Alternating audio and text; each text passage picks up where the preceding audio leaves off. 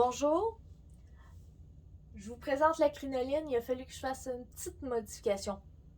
Non essentielle, c'est pour ça que j'ai gardé cette modification-là pour en dernier. Oui, en réalité, la robe de mariée est totalement terminée. Vous n'avez pas les vidéos dans l'ordre de conception. Je garde des surprises pour après le mariage parce qu'il y en a plusieurs qui sont au mariage et qui voient les vidéos. Ça fait qu'on garde des surprises. Bon, quand j'ai essayé ma jupe dessus, la modification que j'ai voulu faire, j'ai remarqué que le cerceau ici paraissait trop. Ça fait que je sentais que ça cassait au niveau du cerceau. Ça fait que j'ai rajouté une autre crinoline. Comme vous voyez, elle n'a pas beaucoup de tonus, cette crinoline-là. Ça fait que ça y en a pris une deuxième.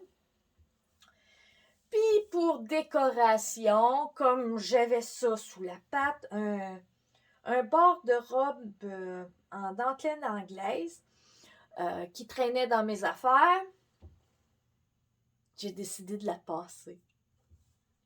Je l'ai cousu après le frison, qui fait que la jupe, en réalité, elle s'en va jusque-là et à peu près cette dimension-là, c'est le frison de la jupe. Et après, on devrait voir à peu près 1,5 pouce, 2 pouces de cette dentelle-là dépassée. Estimation, je l'ai pas encore, j'ai pas remis la jupe dessus. Le petit hic que j'ai eu comme problème, on va dire léger comme problème, c'est que leur fronce à eux de leur frison n'est pas égale. Du tout. Je me suis fiée à ici qui était droit pour enligner la dentelle. Et là, j'ajustais au fur et à mesure. Je mettais des plis de temps en temps à leur frison et de temps en temps à ma dentelle anglaise tout le long pour adapter. Je crois que je l'ai séparé en 16 morceaux, les deux sections, pour faire une moyenne et que ça soit à peu près correct.